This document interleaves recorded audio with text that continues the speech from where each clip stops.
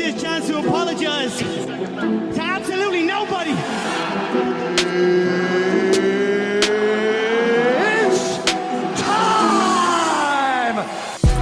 It's Sunday, January 17th, 2021. This is the Church of MMA podcast. My name is Tabor Cragen. My name is Mason Knight. This is episode 57, UFC 257, Poirier versus McGregor 2.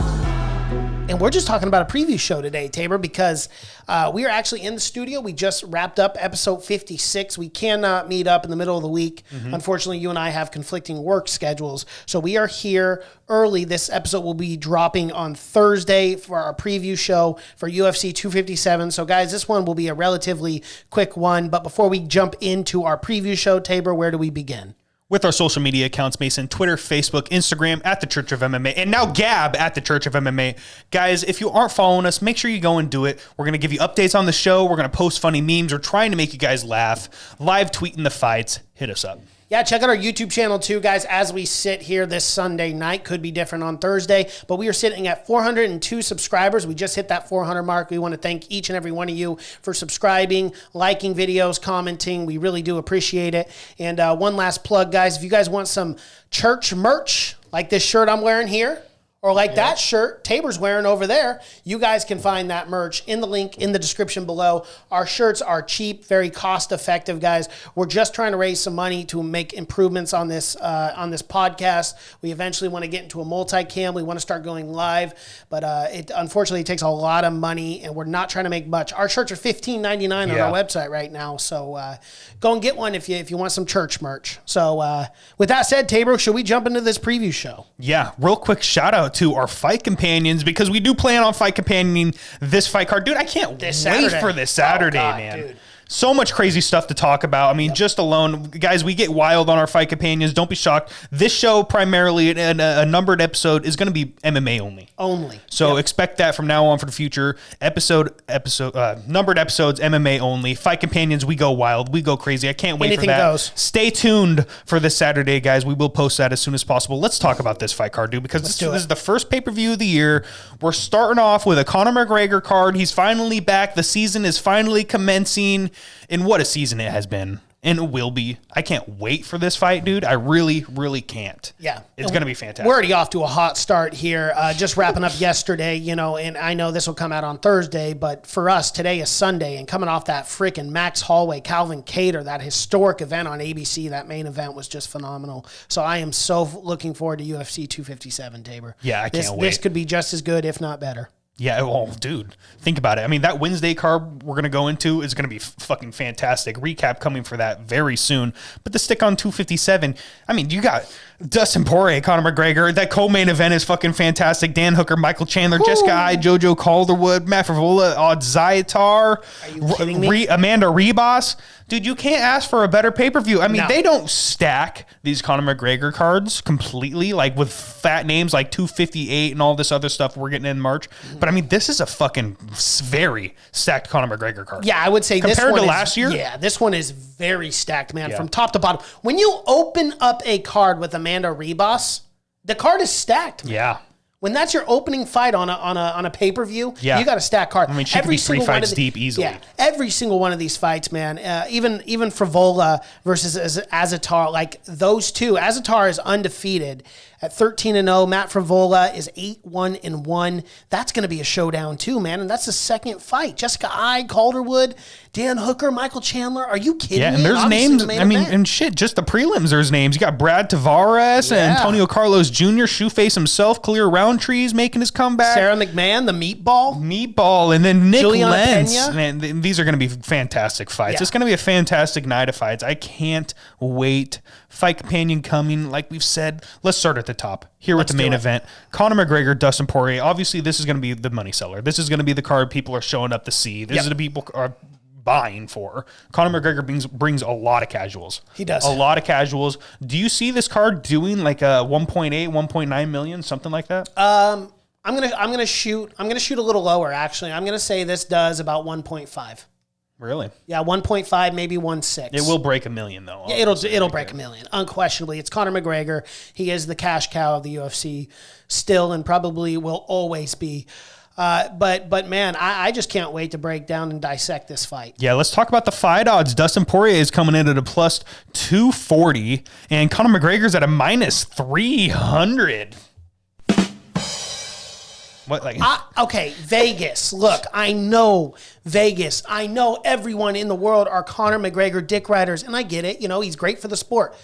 But putting him at a minus 300 is insane against Dustin Poirier. You've got to be fucking kidding me. These odds are the craziest odds of all time. If I'm a betting man, I don't even care if I think Conor's going to win. The value on Dustin Poirier at a plus 240 underdog is great. Is great. That is insane, man. Yeah. That is insane that these odds are so close. I mean, if I'm doing it, sure. If you want to give which I wouldn't even have McGregor as the favorite. So this is just wild to me. But if you were going to go a favorite, I would go like a minus 135 and a plus 115. I mean, that just tells you who's betting. Every casual is like, it's all on Conor. Bet the fucking house. Yep. That's exactly what's happening. Oh, dude, that's exactly. And Vegas is cashing in on it, being like, you fucking idiots. Thank you for your money. I mean, let's get into points. Are you banking on Dustin with this fight? Oh, absolutely. I'm betting points. I'm definitely betting on Dustin Poirier, no doubt here. You know, since losing at UFC 244 to Khabib Nurmagomedov, he has since beat guys like Max Holloway. Let's not forget that coming off that, right? Then went out there, beat Dan Hooker. Okay. What a fucking fantastic What a war that was, you know, and he's beaten guys like Justin Gaethje. Like, this is no joke. Dustin Poirier is the top guy in this division, top contender in this division. And for me, man, I looked at a underdog 240. I could not help but to pull out my church coin and deposit it in the bank already. I am putting 500 church coin on Dustin Poirier at a plus 240, man. I have no doubt that Dustin will go out there and win this fight. Everyone thinks that Conor McGregor is going to go out there and KO Dustin in under 60 seconds. I think you're ridiculous. Dustin Poirier isn't going to go out there guns a-blazing, trying to take your head off the same way. I mean, perfect example. You look at a guy like Justin Gaethje, who went out there and was throwing bombs. Dustin Poirier was calm, cool, and collective. Dustin Poirier has strike with the best. Yeah. Justin Gaethje, Max Holloway, Dan Hooker. And he is victorious in every single one of those. You want to know his one downfall? Khabib Nurmagomedov took him down and submitted him in Abu Dhabi, I believe. Something he's done to everybody. UFC 242, okay? But that is it. Outside of that, Dustin Poirier is an elite striker that is so grossly underestimated in this fight. I cannot believe it. I just keep going back to the well here. Conor McGregor has not fought since January of last year, and he beat Cowboy Donald Cerrone. No disrespect to Cowboy Cerrone, but you compare Dustin Poirier right now to Cowboy Cerrone, they don't even compare. They don't, folks. And I love Cowboy. I feel like I have to do this every time. I'm not talking shit about Cowboy. I love fucking Cowboy. He's done so much for the sport. He's a wild man. We fucking love Cowboy. But this is a whole different fight than that Cowboy Cerrone fight. And like, people aren't seeing it. Yeah. And I get it. It's the casuals. They want to put money in McGregor. Does McGregor have the capability with that left hand to put Dustin Poirier to sleep? Absolutely. I'm not saying he doesn't. Conor is one of the best in this division. But the thing is like, Dustin Poirier is much more active. He's much more laser focused. And with Conor McGregor too, man, it's one of those things where it's like, when you have $100+ million in the bank, you really got to dig deep and ask yourself, what the fuck am I fighting for? Right? What the fuck am I fighting for? And that, I think, is what it comes down to for me. And, you know, I'm starting to see Conor McGregor doing interviews with Ariel Helwani, already talking about Khabib Nurmagomedov. Like, he has already got Dustin in the rearview mirror. Like, he has already beat Dustin because he beat him back in 2014 when they were featherweights and both young lads. Mm-hmm. It is insane to me. I think he's completely looking past Dustin Poirier, and I think that'll be Conor McGregor's biggest downfall here. I think this is a war. I don't think either fighter goes down easy, but I see Dustin Poirier winning this fight, 5th round TKO. Wow. You betcha. A finish. You betcha, a finish. He will finish McGregor. Look, man, it's a big difference when you have $100+ million in the bank. You don't dig down as deep. And to no fault of Conor, if I had $100 million, you think I'd want to get in I wouldn't want to get into an octagon even it. But I'm just saying, with $100 million, no. Go live your life. Be happy. But Dustin's got something else to fight for. He's got his family, man. I mean, he's got this chip on his shoulder of being the interim champ, but never tasting real gold and just being the unified lightweight champion of the world. Dustin has got so much to fight for, and you see that time and time again when he goes into that octagon. Conor looked great his last fight, but I don't think it compares to a Dustin Poirier. So yeah, I'm super confident in this. Dustin Poirier for the win. 5th round TKO. Wow. I don't think there's going to be a finish suit. I think I agree with you on the 5-round war. Just how is this going to play out on the feet? I mean, is Conor McGregor going to be that counter striker that he fucking has been in past fights, or is he going to march forward like he did in that Cowboy Cerrone fight? I mean, I don't think a Dustin Poirier, was he the fastest starter ever in that Dan Hooker fight? No, but I don't think a Dustin Poirier is going to go get starched in 20 seconds. No. You know, I mean, that's kind of what Conor's going for. It's kind of what he said. He said he thinks he knocks Dustin out in 60 seconds. But then at the same time, he goes, but I prefer a war. I want to get more time in the octagon. I want to be comfortable. It's been too long since I've actually had real time in the octagon. And when I hear stuff like that, it makes me think, I think this is the Conor that's coming into the fight like the Conor that came into the Cowboy Cerrone fight. Very serious. Very well-trained. That Khabib fight, he did not take that seriously, I feel like. He came in as Cocaine Conor. It was definitely Cocaine It was Cocaine Conor. I don't think this is Cocaine Conor right now. I think this is laser-focused Conor. I think this is Conor that's going to be very dangerous, man. I'm nervous for Dustin Poirier. I'm not saying he can't win this fight at all. It's because I think either man has the chance. I think this should be a plus 160 to a minus 170 or something like that. Like, the odds need to be way fucking closer in this fight. It's shocking to me that Conor is such a favorite. It really is. And I just want to bounce off that idea too, because don't get it twisted here, folks. I am not saying Conor McGregor is not taking this seriously. If you look at how in shape he looks, and like if you hear him talk, he is taking this fight seriously. So let's not get it twisted here. I'm not saying that. It's just is the best Conor ever going to be better against the best Dustin, which I think is what's showing up. Exactly. And is he going to be able to dig deep, to go into those murky waters where you see hell and brimstone and fire come down? I mean, like, I'm not trying to be over exaggeratory here, but it really is. Like, when you're on the verge of death, which is what these guys do, like, you're literally fighting for your life in there. Is Conor going to be able to really, like, seize the day, seize the moment? I don't know, but I've seen it time and time again with Dustin Poirier. So I cannot count Dustin out in this. Yeah, I can't but either. it's going to be a great fight. I'm fucking stoked. Yeah, I can't wait. I think this could be a real potential fight of the year. It really could. Oh, yeah. It has all the makings to be a fucking fantastic war. Yes. One of the best wars we've seen in a long time. Look at Dustin's last fight. That war he went through with Dan Hooker. They were both blasting each other.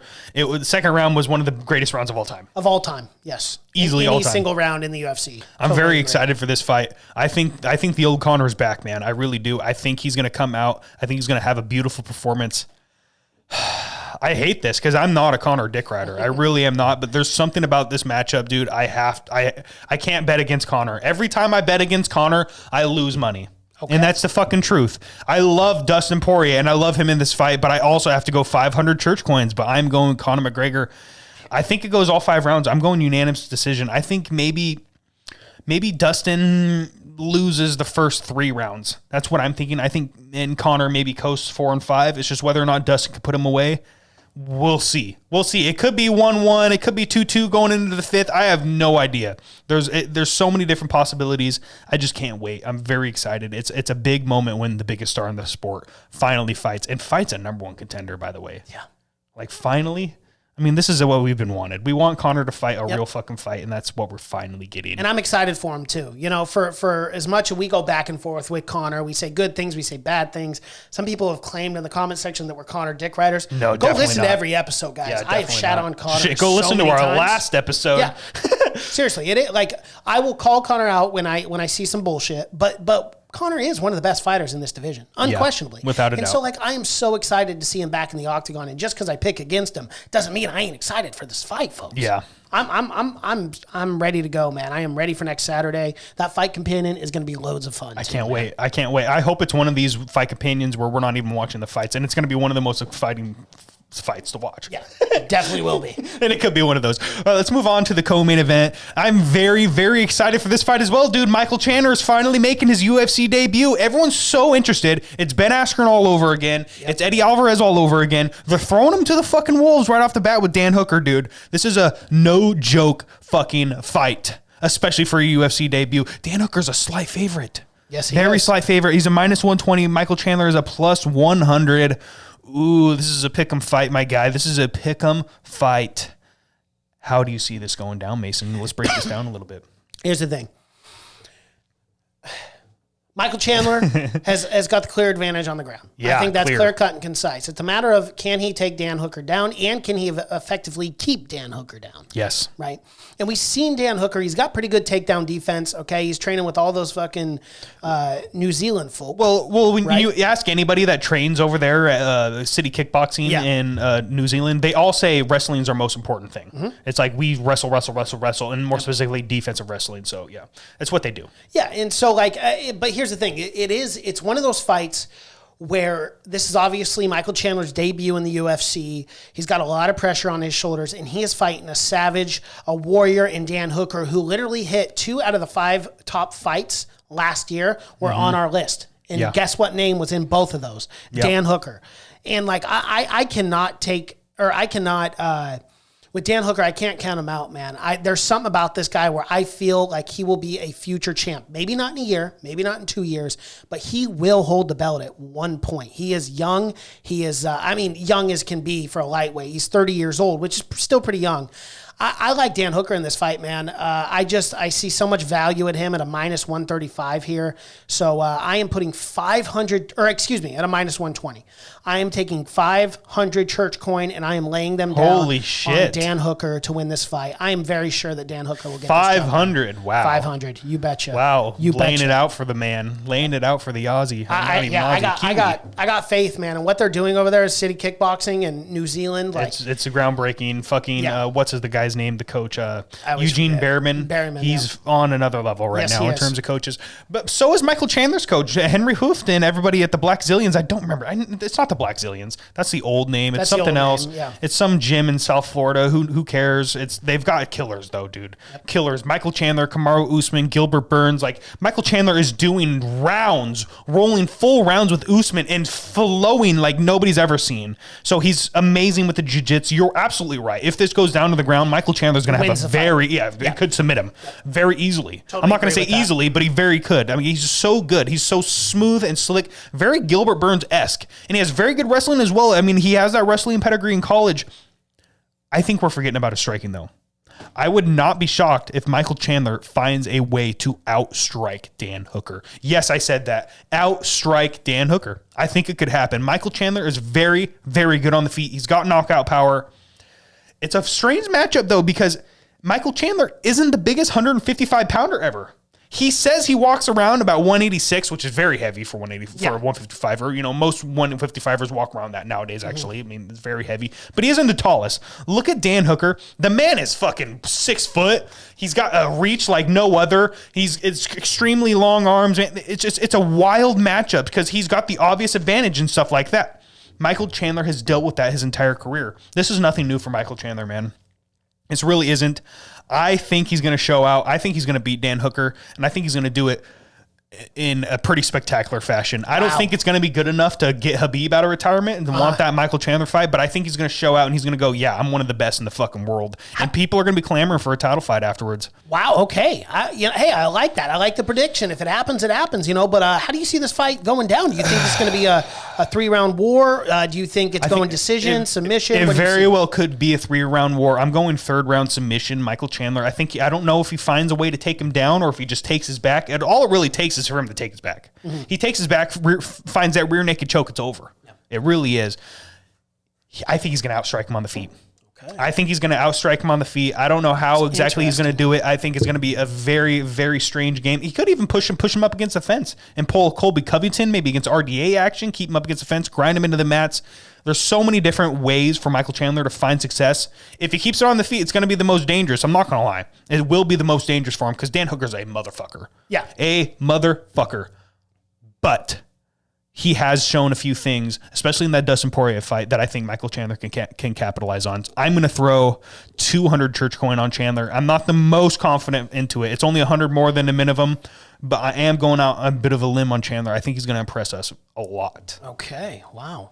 Yeah. Very interesting. Yeah, hot take. Yeah. Very hot take. Let's move on to this next fight. Jessica Eye and JoJo Calderwood. Possible number 1 contender fight, I guess. I guess. I mean, Potentially, Andrade and Kukagian are still in there. Yep. But Jessica Ai's name is still in the mix. She's on a little bit of a skid. I think she won her last fight, was it? Or No, she lost to Cynthia Calvillo. Okay, yeah, so she's on a little bit of a skid, but that's fine. I mean, she's still a top girl in this division. She's still very dangerous, and so is JoJo Calderwood. I mean, yeah, she got submitted by Jennifer Maia. Yep. But who the fuck doesn't sometimes? For real? Other than Jennifer Shevchenko. Yeah, you know, So Valentina disrespectful. or Jennifer. So disrespectful. Or, you know, whatever. Not even close at all. Yeah, Valentina. Unless your name's Valentina Shevchenko, you're getting submitted by Maia. So, I mean... You can't give her too much shit for that. This is going to be a fantastic fight. This is Dutch kickboxing versus American kickboxing. I'm very excited for this. I'm just going to give you my pick right off the bat. I'm going with JoJo Calderwood. I'm going to throw 100 church coin. It is the minimum, but I'm going with JoJo. It's a little bit of a back and forth fight. I mean, either girl can win. It's just who's going to put on a pace that the other girl can't keep up with, and I think that's JoJo Calderwood. Yeah, you know, I'm not. This is definitely a pick'em fight for me. It is. It's a pick'em. You can flip a coin. Yeah, you flip a coin. You don't know who's going to win. You know, and you are right. Jessica Ai coming off a little bit of a skid. You know, losing to Valentina Shevchenko and then losing to Cynthia Calvillo. So I do understand what you're saying there. Joanne Calderwood losing to Jennifer Maia. Who doesn't? This is just such a toss-up for me. So I had to go with the minimum bet here, and I'm just going opposite of you here. I think any girl could get the job done. This is a very close contested fight, but I'm going to go with Jessica Ai, and I'm laying 100 church coin down on Jessica Ai. And it's a very well-contested fight, dude. I mean, this is going to be a great fight. If you're not a women's MMA fan, which I'm sure a lot of casuals aren't, and you come into a fight like this, I mean, could be a very entertaining fight. Will there be a spectacular finish? I don't know. Probably not. Yeah. But you know what? It could be a gritty 3-round war. And if there's a gritty 3-round war by a couple females, you know, if you're not a fan of the sport, you know, it could make you one. Yeah. So let's move on to the next fight. Matt Frevola versus Otman Azaitar. Matt Frevola, a Sarah Longo guy. Very excited for his career. He's going up against an undefeated savage in Otman Azaitar. And I believe last time I saw this Azaitar fight, I believe he just beat the shit out of a guy. Kama Worthy knocked him out in the first round. Yeah, and the first minute. And Azaitar is supposed to be like a wrestler, and he just comes out and he's just flatlining guys right off the bat. So, I mean, it's a very, very scary combination. Matt Frevola, this is a fucking rough matchup. Matt Frevola is a very good fighter, though. Yes, he is. This is a rough matchup. I'm going to Zaitar, dude. I think he's just a savage. I've only seen him fight once, I think, but it's just the power is unreal with this man, and it only takes one. Yep. It really does. I'm going 100 church coin on Zaitar. Okay. Well, you know, Matt Frevola has had a great career since he's been in the UFC. April 13, 2019 was his first fight against Jalen Turner. Went decision, won that one. And then he went out there and beat our guy, which we even got a pop figure right here, Bob Ross. They call him the violent Bob Ross. He went out there, got a win over Luis Pena. But man, Otman Azaitar, this dude impressed the fuck out of me. I mean, he was out there with Kama Worthy and just put him away in a minute and a half. Just KO'd him like it was nothing. I'm hyped on this Otman guy, man. Yeah, I'm laying down 250 church coin on Azaitar for the win.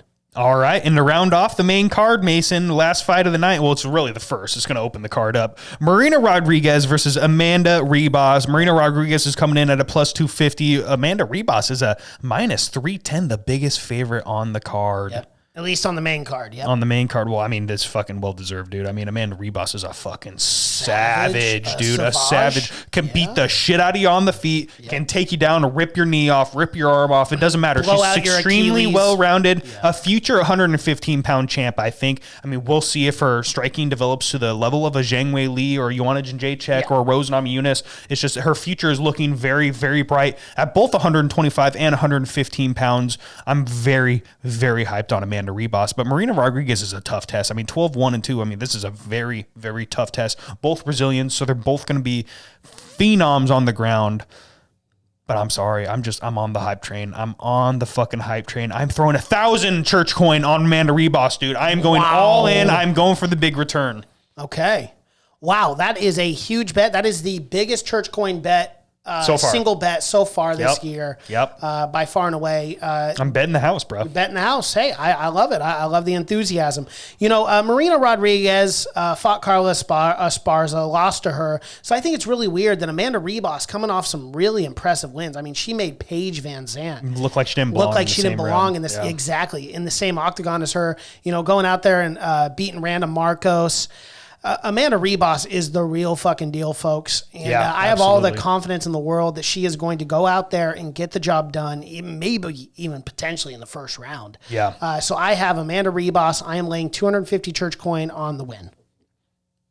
Mason, we did it. Did it. Hey, there it is. It's a short episode, guys. We're only at 25 minutes. I almost feel bad that we're doing this to you guys, but can't meet up in the middle of the week. So it content is content. It is. We're getting it out there. We're doing what we can. Guys, once again, Fight Companion coming soon. Okay, coming Saturday. This very, very Thursday, soon. so. Stay tuned. Remember, these episodes, strictly MMA. We're only going to keep it on that, but Fight Companions, we get into wild shit. So aliens, conspiracy lizard theories. people. It doesn't matter. Politics, video games, pop culture, everything, dude. Movies, we just talk about television. life. Yeah. We could just start talking about how I had to put diesel into my car the other day. Yeah, but the conversation's always flowing. We always have great guests on.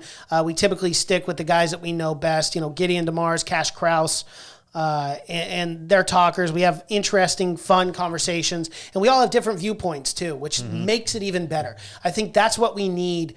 That's what we need in our country right now. We need to have different viewpoints that even though we disagree, we come together, and at the end of the day, we're all Americans. We all love each other, and we all have the same goal. We might have different ways of going about it, but we all, we can all get along and have a good time. Yeah, and we all love the UFC. Yeah, we do. There's something to bring us together, and that's our love for MMA. Yep. I mean, we are the church of MMA. It's a little bit of a religious thing for us. We're watching every time. Yeah. Mason, quick shout-outs. It is that time. We do a shout-out after every episode, guys, and my shout-out always goes to a YouTube commenter. If you haven't commented already, make sure you go and do it. If it's on any video, whether it's a numbered episode or a clip of the show, anything, a mean comment, funny one, I'm gonna shout it out. So my shout out this week goes to Kush Murray. I think they should go 3 rounds as a top contender. If Charles Oliveira does beat Justin Gaethje, he deserves a title shot without a doubt. By the way, I do think McGregor gets the job done at 257. So this guy's setting up the whole lightweight division for us right now. He's saying that Gaethje and Oliveira wanted to fight. We didn't even talk about that in our MMA news. Apparently, Oliveira's coach is saying they don't even want the Gaethje fight at all. Which is surprising because you would figure that would be the number one contender, but they might see the writing on the wall with this McGregor Poirier thing. Or the Khabib fight. They're holding out for that Khabib fight, especially now we've been sold all those Wolf tickets with Khabib and bullshit. So who knows? Who knows? I just can't wait for this fight card on Saturday, dude. It's going to be a fucking fantastic fight. It definitely will be. Already. All right, my shout out. Yeah, you got one? My shout outs to, just everyone listening to this. Cryptocurrency is the future. My shout out is to cryptocurrency. Look into it. Obviously I'm not a financial advisor for entertainment purposes only. But man, guys, with the fiat currency system and everything going on with hyperinflation, it would be a good time to look into cryptocurrency, and I'll leave it at that. So yeah, buy XLM. Yeah, buy XLM, buy Stellar Lumens, because it's going to be backed. It's going to be huge. Gonna be big. Gonna be huge. It's gonna be the best. We build the best cryptos. There's no better cryptos. Another one, Mason. Another one. Oh shit, that was the wrong one. Wrong one, you idiot! You ruined the whole show. Oh, it's over. We gotta restart. We gotta restart. Done. Cancel it. Cancel it. Oh. Another one, Mason. Another one. Twitter, Facebook, Instagram, and Gab at the Church of MMA. Guys, if you aren't following us, go and do it. We're posting funny memes, clips of the show every single day. Hit us up. Hey, check out our YouTube channel too, guys. We're up to 400 subscribers. We got to hit that 1,000 so we can start live streaming our fight companions. I know you guys want that. Thank you so much for tuning in. This is the Church of MMA. My name is Mason Knight. That is Tabor Cragen, and until next time. Peace.